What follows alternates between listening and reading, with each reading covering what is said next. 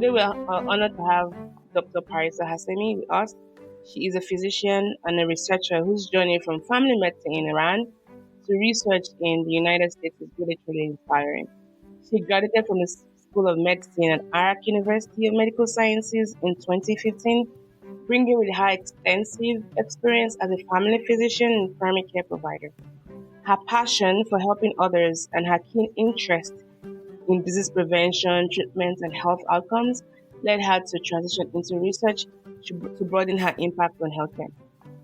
In April of this year, 2024, she joined the Multidisciplinary Outcome Research and Economics Lab, the MOL Lab, at the Health Promotion and Research Center at the Privacy Cancer Center as a research assistant under the guidance of your very host, Dr. Mal.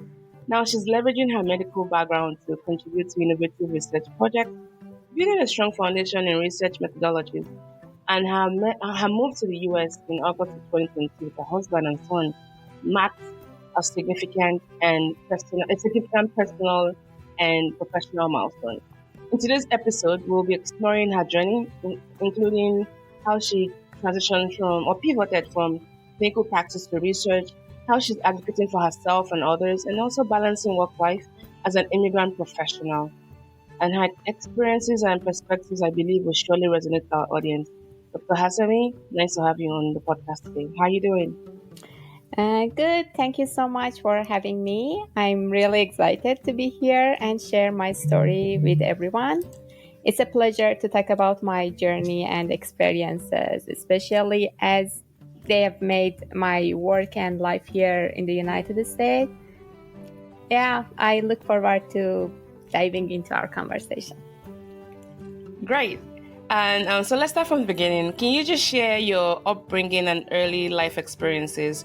I'm also particularly interested in what sparked your interest in medicine. Were there any, personal experiences that influenced this career path? So basically, your upbringing and early life experiences. Thank you. My name is Parisa. I was born in Tabriz, Iran, a beautiful and, of course, a cold city in the northwest of Iran.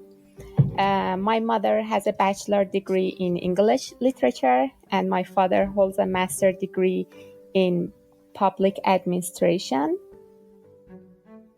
with his bachelor's in laboratory sciences. They are both retired and live in Iran now. I also have a brother who is in Romania, and he is in final year of his medical journey. And due to my father's job at a medical university, I was familiar with the medical field from a young age, and it fascinated me. Both of my parents were very supportive and wanted me to become a physician. I was a good student and always ranked first during my elementary school, middle school, and high school. So I chose the sciences field in high school with the goal of becoming a physician. To be honest, I wasn't one of those people who studied excessively. I usually listened well in class, learned effectively, and reviewed my lessons on the same day. I remember the year I had to take the university entrance exam. We went to Dubai for vacation while all my friends were intensely studying. Wow. To give you a clearer view, in Iran, entering the medical university requires taking an entrance exam after the final year of high school. And based on the participant rank, based on your rank, you can choose your major.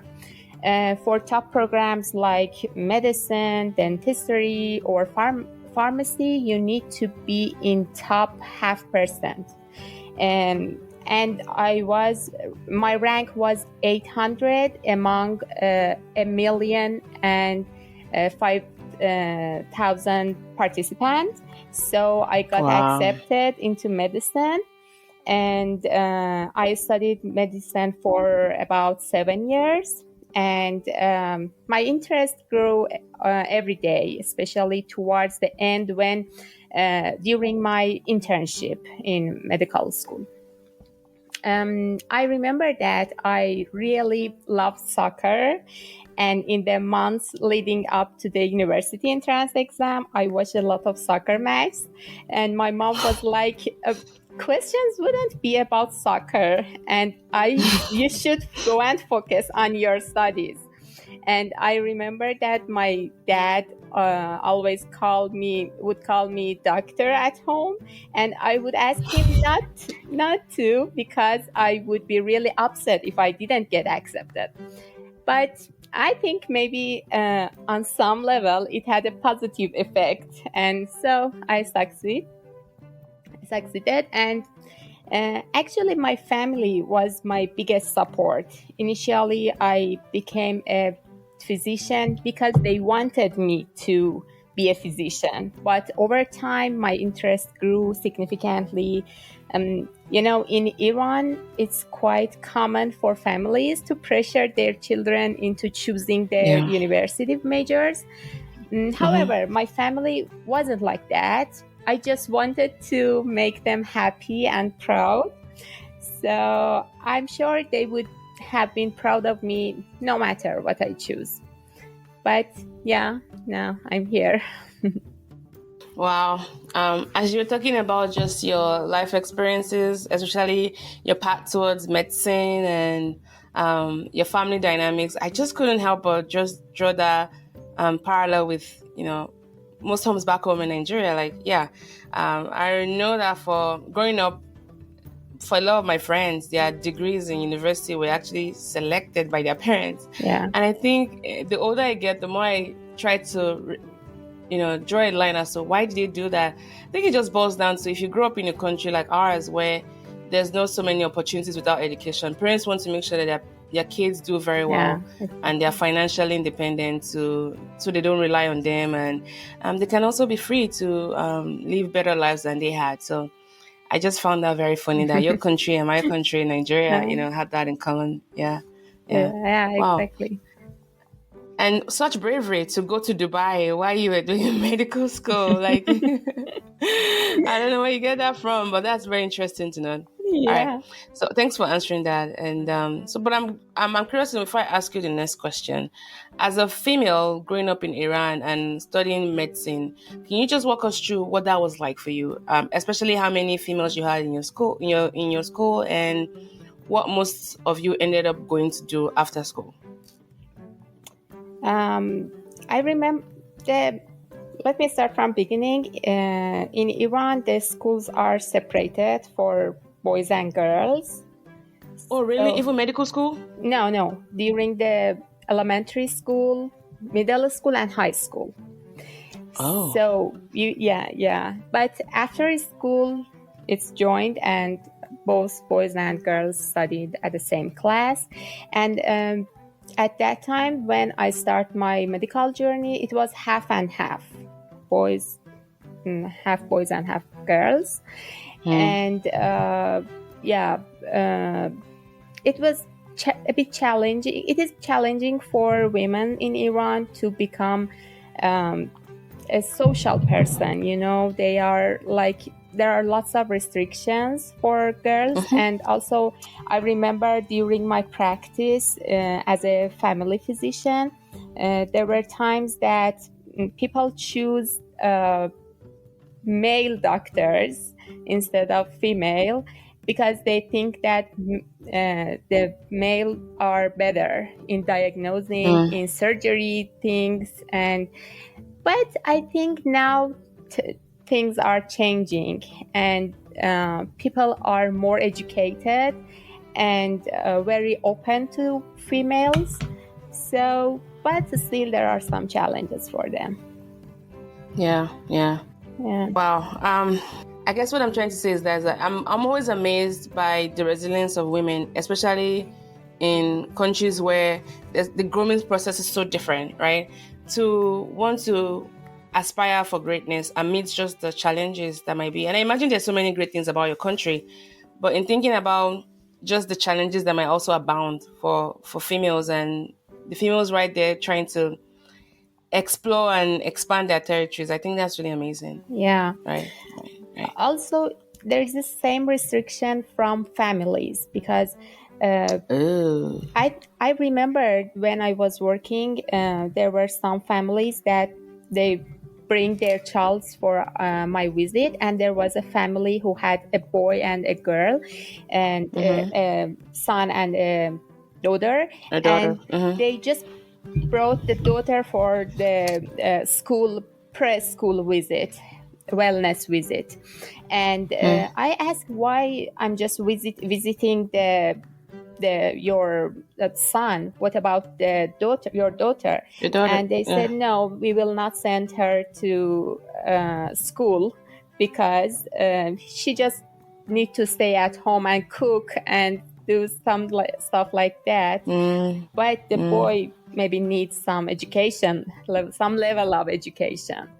So yeah, there are the some restrictions from the families as well.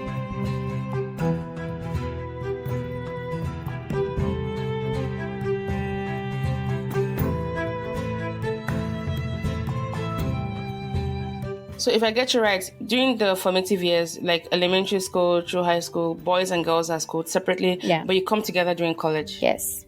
Yeah. How's that like? Does it feel awkward to all of a sudden see boys around school? And then my other question was going to be, for most of, how many female students did you have in your medical college? And I had a follow-up question, but I don't want to ask you too many questions at once. Being separate, yeah, there are some pros and cons because I think as a female, I was just concentrated on my lessons and on my school, nothing else.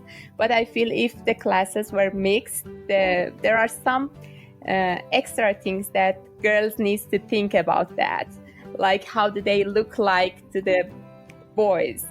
But some of the problem with this system is that when they go to the university, both the girls and boys are not able to communicate easily with each other. Yeah. The social whatever is different. Yeah. And what was your next question? How many female students did you have in your class? In university? In your college, in your university studying medicine, we were the total number was 146, half boys and half girls, around 70-ish. Did they do that purposely to make it half and half, or you just happened to be your cohort? It just happened. Okay. And of all the half, so one of the things in my home country in Nigeria is that, like my husband is a physician, right? Like you. And they had a reunion not too long ago, and it dawned on them that almost all of the class members have all left the country to practice in Canada, US, Australia, UK. You only had a few left in the country, which has a lot of implication for access, right? Number one, according to WHO standards, we don't have, if all the doctors trained in Nigeria were to go back, we still don't meet the quota for the patient-provider ratio. How much more the brain drain we're saying. So I'm curious to know, of all the 46 people you had in your class, how many of them stayed back? And for the women, what kind of practice did they end up having? Did they do private practice, or if that model is applicable in your country, or they end up working in, maybe go on to do professorial positions, or they leave the country? Yeah. I think during last few years, most of them left the country because of the Iran situation. And also I think regarding the private practice and being for example professor in the universities, I'm not sure about that, but it's not a big challenge for us. Private practice and being a professor in the university are in the equal level to compare to each other in my country. But I know my husband was reviewing one of his pictures from his high school class, and he said, I think 25 out of 30 left the country. Wow. Yeah. And your husband was right there before you, right? Yeah. Oh, wow. Where? Your husband is like a senior, like Yes. he finished school before you. Yeah. Yeah. Wow. Yeah. I guess, this is not a history podcast, but I'm really fascinated with, just your country. I have a very good friend from your country, and I've learned a lot about just the transformation that happened right after the revolution in 1979 that led to the establishment of the Islamic Republic, which is Ayatollah. Yeah. I know that took Khomeini. They're like two K ones that I always mix up together.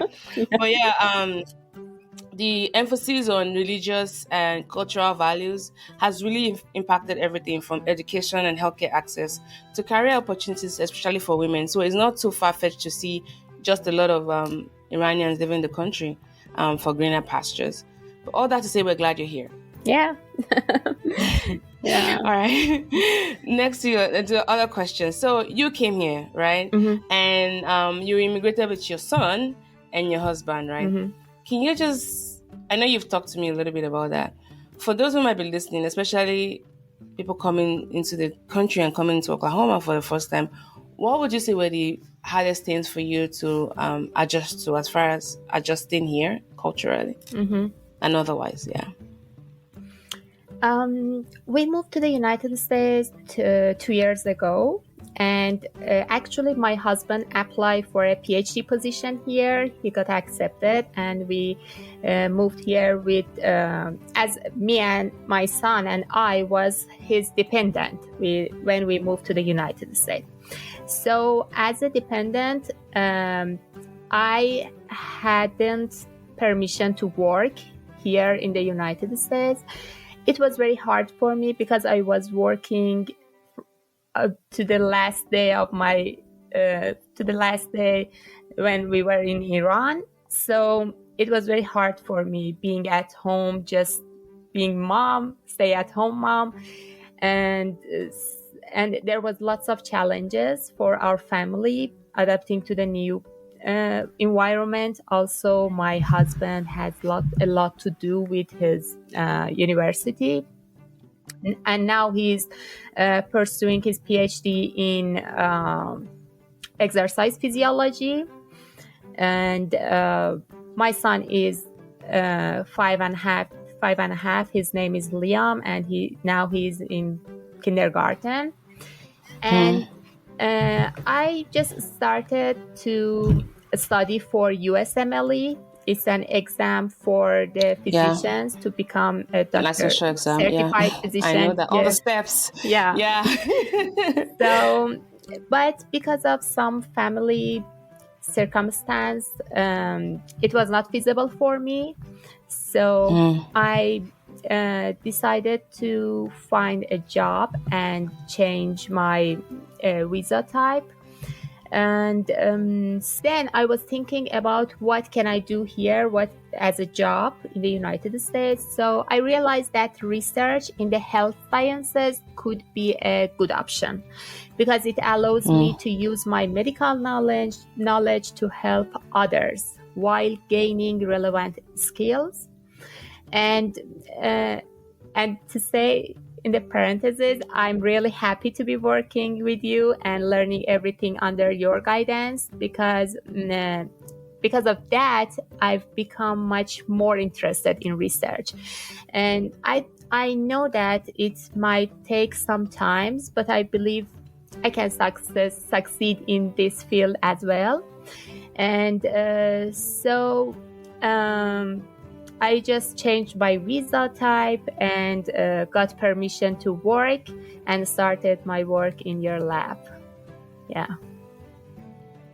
Let me just say that maybe I'm a little bit biased saying this, but as someone who's been working with you for almost 6 months now, I'm so impressed by just how adaptable you are. And I think it says a lot about who you are, not just, you're super smart. That's a bonus to have in the lab.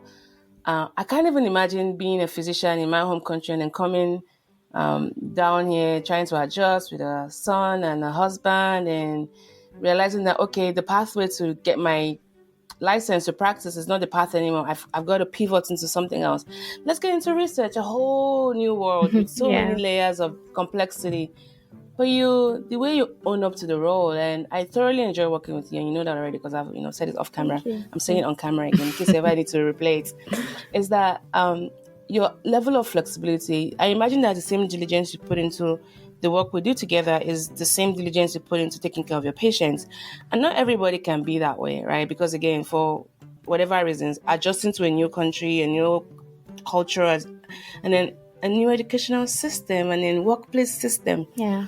All that to say, you should be super proud of yourself. Like you've come a long way, and Thank you. I can't even wait to see just what the future looks like for you. So kudos to you on that. Now, for people like you who are making those kind of transitions, so I'll draw an example, a little bit of a personal example.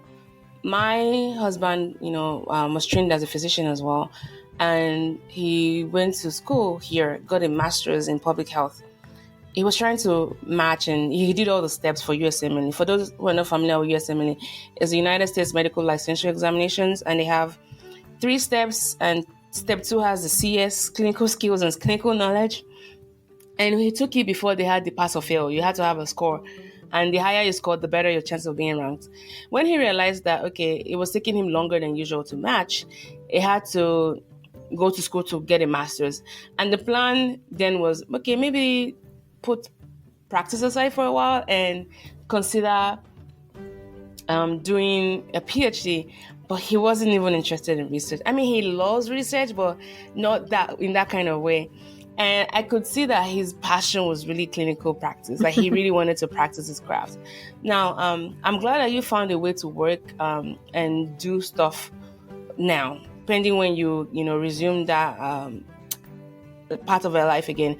For people like you, though, who might still be in that phase right now where they're pivoting, maybe temporarily or permanently, but they're having struggles, with those kind of changes, what kind of feedback would you like to give them? Actually, let me, the satisfaction that you feel right after helping a patient in clinical work isn't present in research. And also another interesting aspect of clinical work is encountering various stories and emotions, which makes it unique. But every day I remind myself that my research work is still aimed at improving health just on a larger scale, which helps balance that feeling. And also, another thing that I would like to mention, and as an advice to young professionals seeking to navigate the academia and research, is that for starting in clinical practice and considering a transition to research, my biggest advice would be to stay adaptable and open to learning. Academia and research require a different mindset compared to clinical practice, and it can be challenging to shift gears and embrace the learning curve. And I think we should know that it's normal to feel a bit out of your comfort zone at first, but by seeking mentors who can guide you and don't be afraid to ask questions, you can balance your emotions. And I think after balancing clinical experience with research, you can feel powerful, and because you bring a unique practical perspective to the table. And finally, I would say to them, remember to take things one step at a time and recognize your progress along the way. And transitioning can be demanding, but it's also rewarding. And yeah, that's my advice. Yeah, and it's the new way, completely new way, but it's very good opportunity to see the both side of health sciences, being a provider and being a researcher.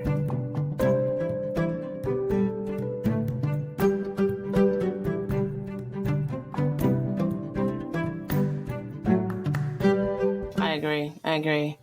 Thank you for putting it that way. I love your points, but I love how you really made it clear that the immediate satisfaction you get from helping a patient in family practice or clinical practice, you don't see that right away in research. And research takes years. Yeah. We're talking about translations of research into like practice and all that, it takes years. Mm-hmm. So, that's a good point. I hadn't considered that in a while. On a side note, how's your son adjusting to the US, and does he miss, Iran much? I think kids very better than us adjust to the new environment. I know. Yeah. Those little boogers, yeah. First weeks were very hard for him. I remember the days he was crying and asking for for example, same playground that we get used to go during when we were in Iran. But now he's very fluent in English. He has lots of friends here, and he knows how to get the activities done around the United States. And yeah, he's adapting very well. And I'm learning from him because we are very different. We are very, we don't want change. We don't like change, Adolescence is like getting used to a similar program, similar things. And I'm learning from him that we can adapt to a new situation. Yeah. That's talk about children leading the way. So go, Liam.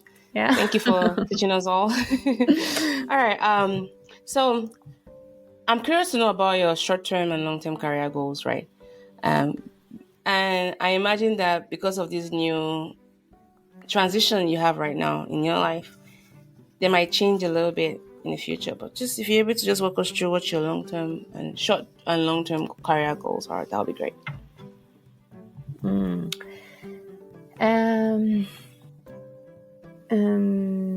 Okay.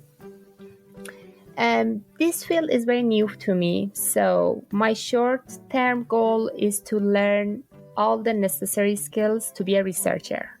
But my long-term goal is to start my own research in areas that interest me. At first, to be honest, I was not really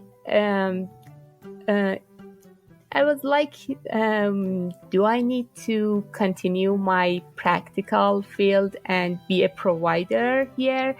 But after some months, I saw some interest in the research field in myself, and I have a strong interest in pediatrics field and endocrinology. So I prefer to continue my research field in those two fields I said, pediatrics or endocrinology. And also, I think about getting my medical specialization here in the United States. So I aspire to be a physician researcher. And this is my long-term goal. And we wish you the very best as you navigate all of that. Thanks for sharing. Thank you. Now, how would you say that your experience as an immigrant in the U.S., I think you kind of answered this in your earlier responses to another question, but I'd just like to expand just a little bit.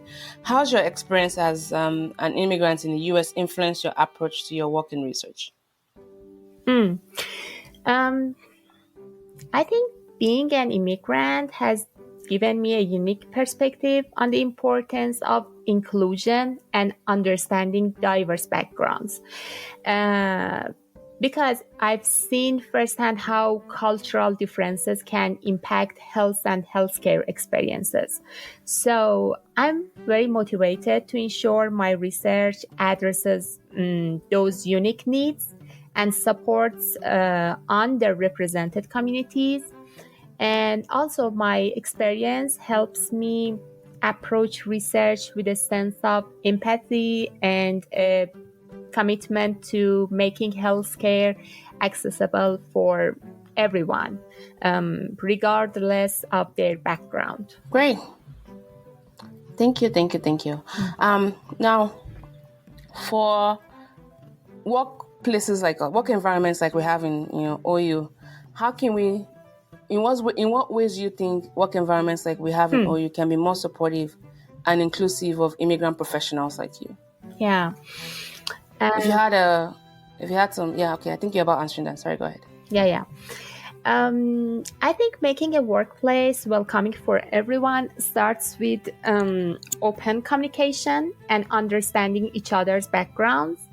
I think companies, universities, all workplaces can help immigrants professionals by setting up mentorship programs, teaching people about different cultures, and being patient with language or communication differences.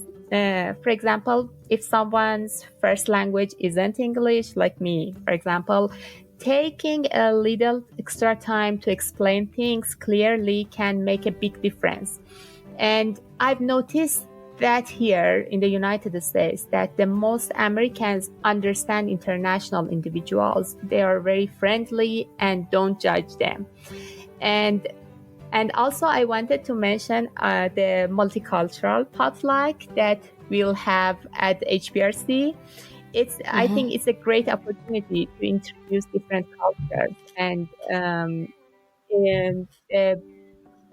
programs like that multicultural potluck give us the opportunity to express ourselves, introduce our culture, and that help everyone feel they belong and encourage a stronger, more supportive. Thank you. Thank you for all of those feedback you provided. I think those are really, really great tips.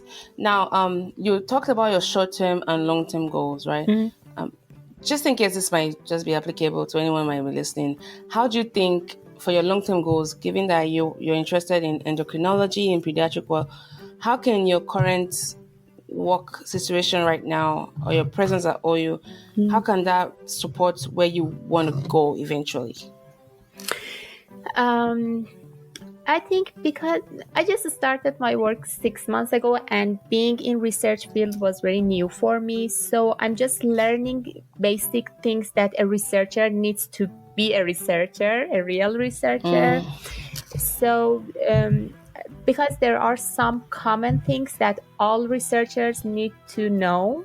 And my current position helps me to develop my skills. And also an important other thing is that working in an academic environment and working in each field of research can help you make connections with other people.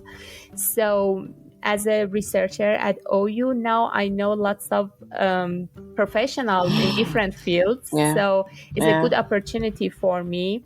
And also I think that after spending some time in this environment, maybe some interest change during time, and I can have a better view of what I will do in the future. So I think learning the basics, making connections with other professionals are the way that can help me to decide about my future goals. Parisa, that was great. So for my next question, let me preface it a little bit. I think you're just the perfect guest to answer this because I've not had a lot of immigrant professionals on the podcast. I've just had a couple, maybe I think one or two. Yeah. So when I was moving to the US from Nigeria, I moved in my 20s and I came here for grad school and then transitioned to my current role right now. There's so many things I learned about myself. Mm.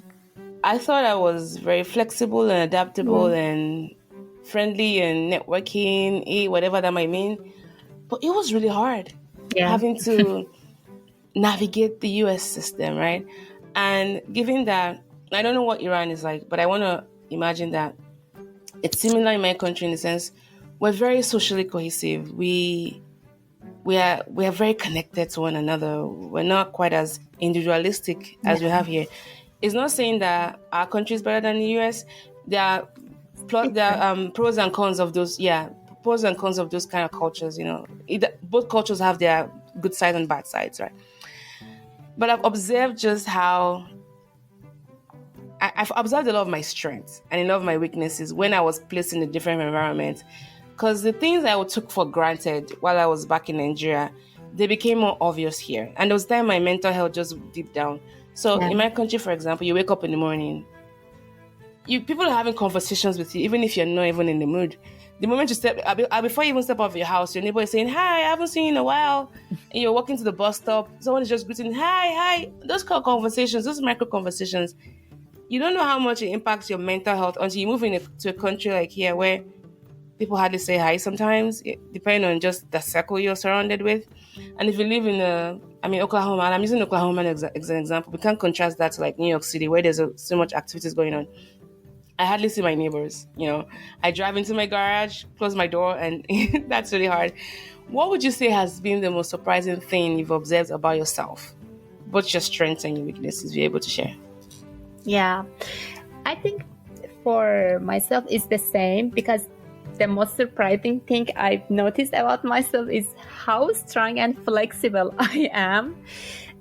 Because moving to a new country, switching careers, was really hard at first. But it showed me that I can handle more than I ever thought possible. I have to get used to a lot of new things, like a different culture, new ways of working, meeting people from all kinds of backgrounds, all at the same time. And it was very overwhelming at first. And I remember, for example, when I started my research position, I had to quickly learn new skill and adjust to a different work style than I was used to. And sometimes I was very unsure, but over time I realized that each challenge helped me become what I am now, become more confident. But still I'm struggling with my confidence level, but it's every day getting better. And now I'm more comfortable with taking risks, trying new things, because I know I can figure things out. And this journey showed me that I have some strengths that I didn't know about them. And it's been inspiring me to see how much I have grown. And regarding what you say about Nigeria, my country is exactly the same. And I can say Iran and United States are in exactly different direction about the individualism and family-based lifestyle. Here in the United States, it's based on individualism, but my country was built on connection, on talking, on family, and on family gathering, on seeing each other even during work days, during weekdays, not just weekends or holidays. So yeah, it was challenging for us, and still is a challenge for my whole family. But we are getting adapted to the new environment and learning a lot. Sometimes I respect the how people here respect your privacy, but sometimes I'm seeking that connections, that talkings, that asking questions, because it's when you ask questions, for example, from your coworkers, from your teammates, you feel like you can share something with them, and you feel like you can just take a deep breath and say, "Oh, oof, I talked with someone and I shared my stress, my concerns with somebody." But here, this part of life is needs at more attention, I think. So true. And I want to ask this carefully. Do you find it that you have, friends? I've made a lot of friends, here and built a lot of network. But the people I'm especially very connected to are two kinds of people: immigrants like me, and then American born people who really understand the immigrant perspective. They're the ones that have taken time to learn more and educate themselves and see how they can support. Now, don't get me wrong. For those I don't know, it's not like I'm not friends with them. We'll connect, but just on a Yeah. different level. And the friendship has its utility. But the deep ones, the ones that every time I just did like a so refreshing, are either my immigrant people or just the American born ones who are very, very savvy about Yeah. what it's like to be an immigrant. Yeah. Do you find that the same for you as well? Yeah, exactly. Yeah. Yeah.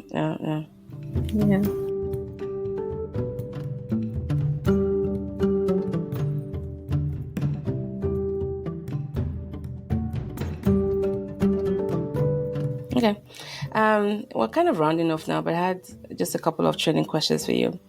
So you talked about, when you were answering the other question, what you've observed about yourself, we talked about the workspace and the differences you see between the US and Iran. Are you able to expand on that? I'm just curious to know, while you were a resident and practicing in Iran, what were the similarities or differences you found between, your work experience here and that, and what it was like in Iran, and what can we learn from both countries?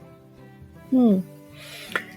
Um, you know, in in Iran, I think everything was very simple, but here is more complicated. But I love this complexity here because it helps to, everything is very clear, and you don't need to figure out things like a detective. But because of simplicity in Iran, it was very easy to handle the situations.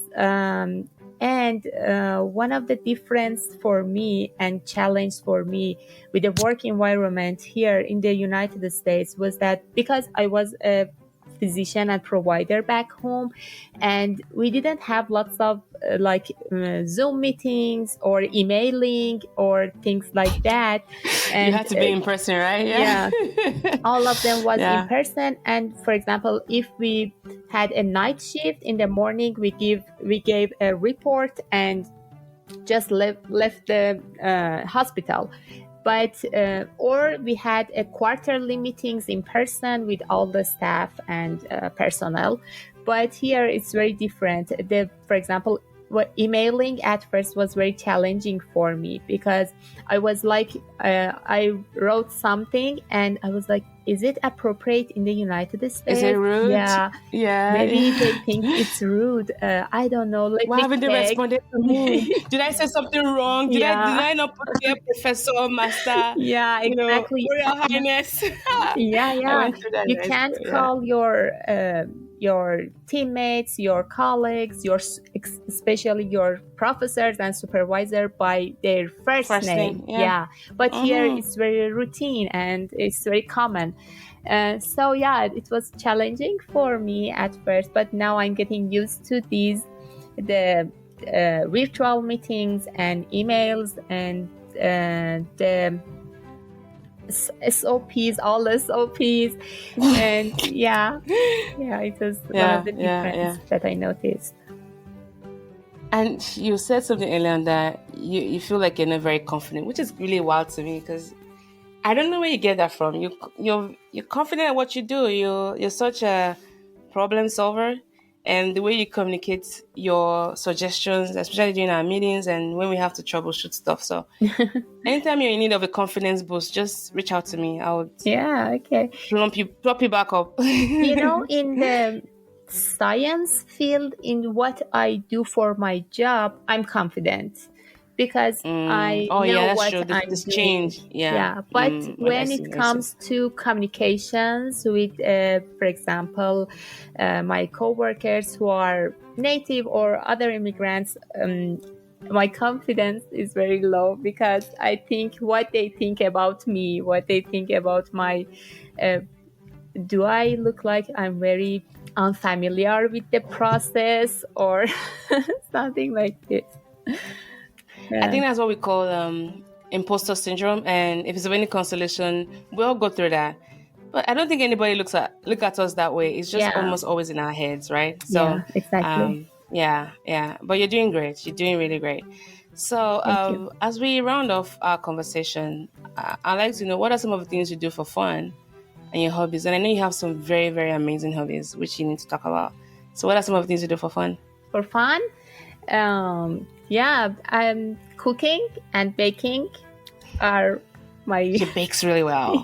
She bakes yeah. really, really well. My I goodness. love Wow. cooking because cooking, especially Persian foods, makes me feel calm and comfortable at home. I relax with cooking Persian foods, and also for baking. Yeah, I I'm a professional royal icing cookie baker, and I hope that one day I can continue, and I have my bakery for my cookies. Yeah. So, as we round off, I want to give you an opportunity because we work together. I think this would be a good time to talk about the podcast a little bit. So, we started this podcast through the OSCTR in 2023. So, it's been a year actually a year and 18 months now since we launched the podcast. We launched it in June of 2023. And it's really an opportunity to talk about the work that is being done in Oklahoma and the people behind it, the peers and the support staff behind it. And the other thing was to also find a way to connect people together, connect resources, connect the work and the science we do, right? So I guess what, as the host of a podcast, I always wonder how people perceive the podcast and in what ways can we keep serving that mission. So any feedback you'd like to provide? For the podcast, GROklahoma Podcast, Yes. I just wanted to mention one thing about the podcast, and also I have some questions for you about Oh, this okay. podcast. But one thing that I wanted to mention is that I think you need to promote the podcast so more people can Know about it. can know about it exactly. And how you can raise your audience number, and I think it would help a lot and improve the podcast. This is my feedback for you. That's a good point. Thank you. And what questions? So promoting the podcast so that way we can increase our listener base and connect to more people. You said you had some questions. Yeah. The first one I want to know about it is that what inspired you to start this podcast, and what vision did you have for it when you first began?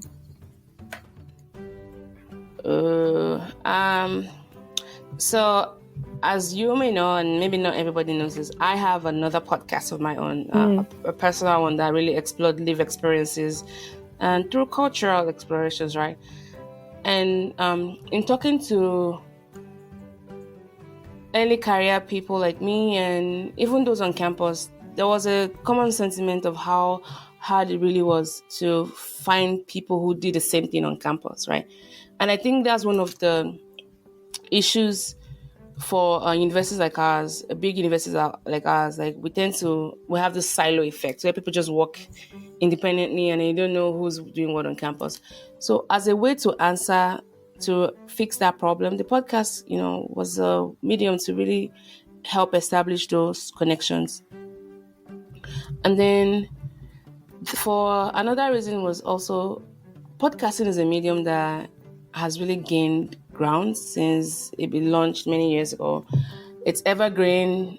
You don't have to, rely on watching something. You can, during your no extra time while you're driving to avoid rage, you can just pop in an episode and listen.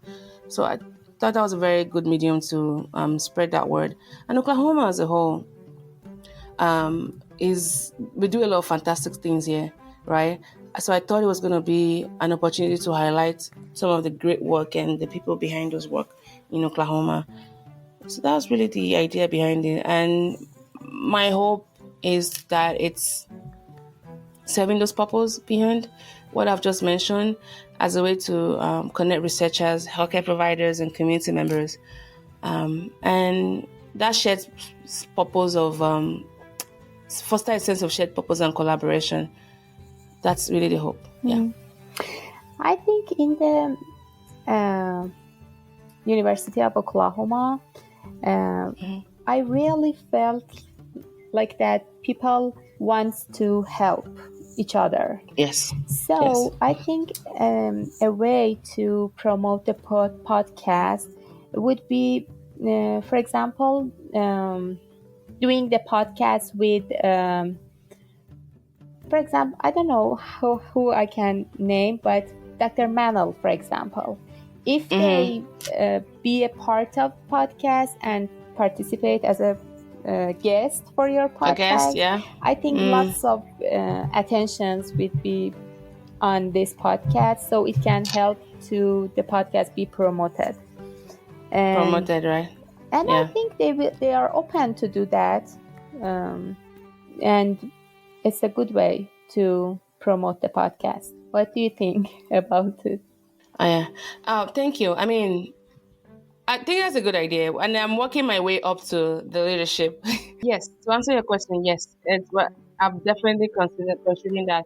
I'm making my way up slowly to leadership. My goal is to have at one point the provost of the university, even the governor of the state. So slowly but surely. But thanks for that feedback. Yeah, thank you. Yeah, and I have another question. Sure. Please tell us more about your work at the Moore Lab, and what are some of the main goals you are focusing on in health promotion and public health? And after that, Sure. I have a question connecting your work and the GROklahoma podcast. Okay. You came ready. So, my work at the Moore Lab really looks at how do we co-create interventions with the people that we are living and dwelling with, right? And so we have two streams of research, one focusing on prostate cancer and the other one on lupus. And if I run a thread through them, it's really quality of life assessment using robust mixed methodologies. And now we're tagging on mobile health interventions as well. And it's really to support people as from the point of diagnosis. So for the prostate cancer, I'm very much interested in Black men with prostate cancer because they tend to have the higher mortality rates and worse presentation at stage and grade, right? And to help them transition better at the point of diagnosis and as they, navigate what you call survivorship. And in working with our community board members, so we have a CAB membership. That has been just the highlight of my work. I don't think I would have lasted long in what I'm doing. I probably would have just been so bored because as a creative person, I'm never short of ideas, but I'm also aware that not all of my ideas are tenable. But able to work together with people with those lived experiences and given the resources I have as someone working at OU, to bringing the community partners together and co-creating interventions, dissemination plans, how we engage with one another, that to me is probably the greatest blessing of the kind of work I do. because I don't think I'll be able to do it any other way in such an effective way, right? So yeah, that's a little bit of what we do at the mall labs. It's, quality of life assessments and co-creating the work with our community partners. So whether prostate cancer or lupus, yeah. Yeah, great. Actually, you do a lot in the more lab. What did I forget to say? I feel like I'm just gonna wake up. Oh my gosh, I forgot to say that. What else did I forget to say that you can help me with? And I think you cover all aspects of the more lab, and Yeah. I'm very happy to be working with you and the cast members also, and I'm very excited to see them in our town hall Retreat. in person. Yes. And Yes. retreat. Yes. Yeah. Yes. And, Yes. yeah. Yeah. And I'm learning a lot from them, when they talk and they share their journeys. And I feel like, there are something that I didn't know, and now I'm learning. Yeah, it's very interesting. I And agree. and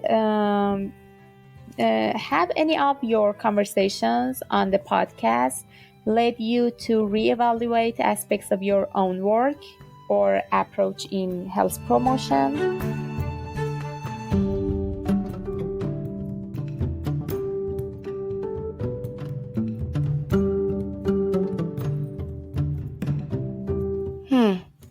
Absolutely.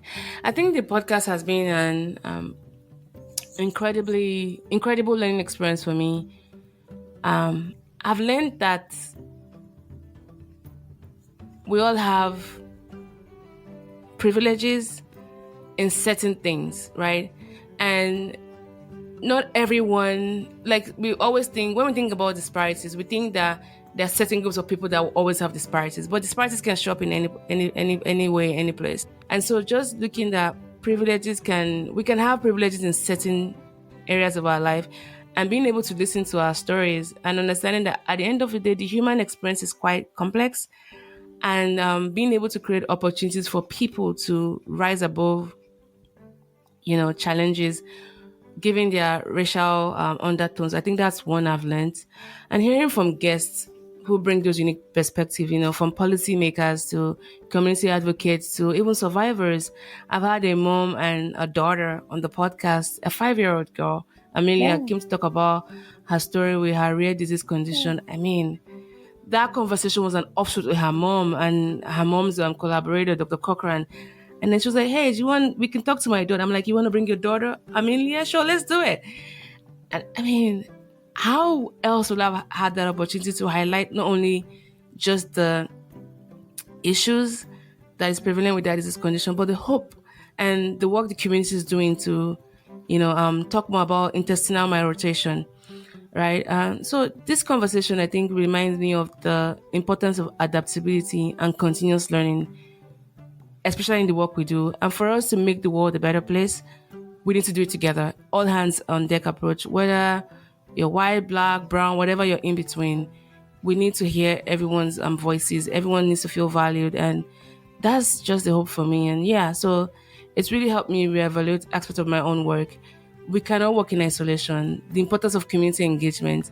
So I've had people like, Miss Margaret Robinson, Dr. Alexander, Adam, Dr. Bray, all talking about community involvement. And I'm like, that means we got it right at the mall lab, to do this together with our community members. So in some ways, it's helped reinforce some of the values I hold. And other ways, it's also reminded me of why we need to keep doing things, in a different way and keeping the good things we're doing. So yes, those are the ways the podcast has led me to reevaluate aspects of my own work in health promotion. Yeah. Was there any first inspiration for you to work on undeserved communities or on prostate cancer? Where the prostate cancer start for you to work on it? When I was in primary school, I had a nickname that was called Sarafina. For those who are not familiar, Sarafina was a freedom fighter. It's a fictional character for what's the name? A South African movie. I've always had this fight in me to like fight against injustices, right? And so I always want to right the wrongs. And sometimes it gets me into trouble. But if I see something wrong, I want to right it right away. There's just always this anger in me when I see things not being done away, certain ways. I'm deeply motivated by the realization that for health disparities, they just don't arise from individual behaviors. But when we think about things we're supposed to change, there's so much emphasis on telling people to change behaviors, but they're often rooted in systemic issues that limit access to resources and opportunities for certain communities. So we can't be putting all the blame on individuals without addressing the big elephant in the room, you know. So working closely with underserved population has shown me that we have to empower the communities to be active participants in their health journeys, but also looking at the structures or the lack thereof in the environment that really limits their ability to pursue those happiness and even health outcomes, right? So over time, my approach has evolved from primarily focusing on clinical or educational interventions to a broader, more inclusive strategy, community-led interventions. The next level for me now is policy advocacy, using data at a at a population level to really address disparities. And I think each of these experiences reinforce the need for authentic relationships. We need to show those communities that we really mean the relationship we're forming with them. We're not just cookie crumble snatchers. We're not just using them to write our grants and promote ourselves. We're actually doing life together with them, and they can see that authenticity in us, and that commitment to amplify underrepresented voices. That's really my goal in everything I do. If I could run a thread through what I do as and the More Lab, as a peer of the More Lab, as a host of the GROklahoma Podcast, as a host of the other podcasts I host, as the AD for Access and Opportunity, is really to amplify underrepresented voices. That's my lifelong goal. Nice. Yeah. And thank you. Impressive. And was there any specific reason you chose the prostate cancer? Yes.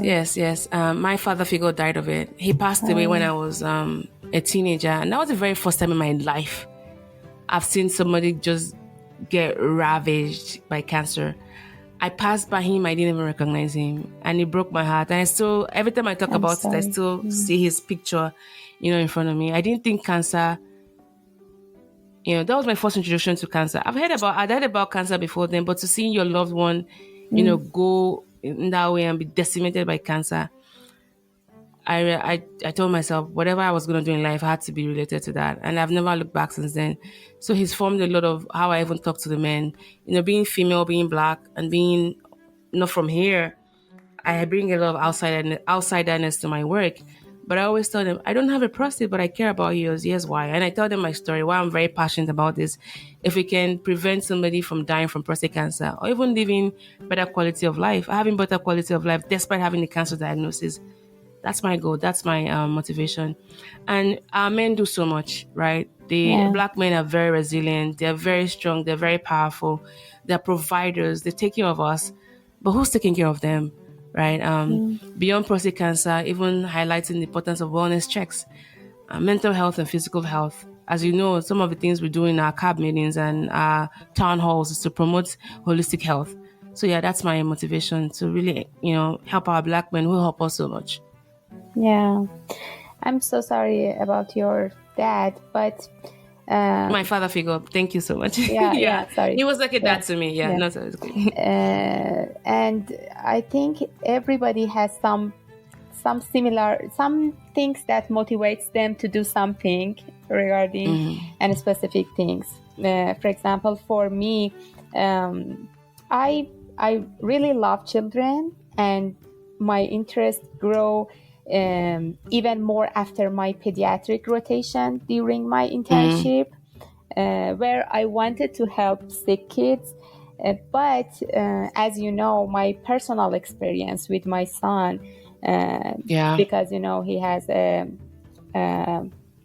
condition, heart problem, has further deepened my desire to work in this field, because I think that children are really, truly innocent and resilient, and many young kids who are ill, especially those battling cancer, don't fully understand their situation. And Mm-hmm. that's why if if I had the ability, it would be to ensure that all children are healthy and there is Yeah. They don't have no pain and all child, that. to be sick. Yeah. Yeah. Yeah. Yeah. Uh, Yeah. okay, and looking ahead, what future topics or issues are you excited to explore on the podcast, on the GROklahoma podcast? And what impact do you hope they'll have? I would love to. So AI is a big thing now. I like to explore Mm, topics like the integration of technology in healthcare, particularly mobile health. Telemedicine can improve access for rural and underserved populations.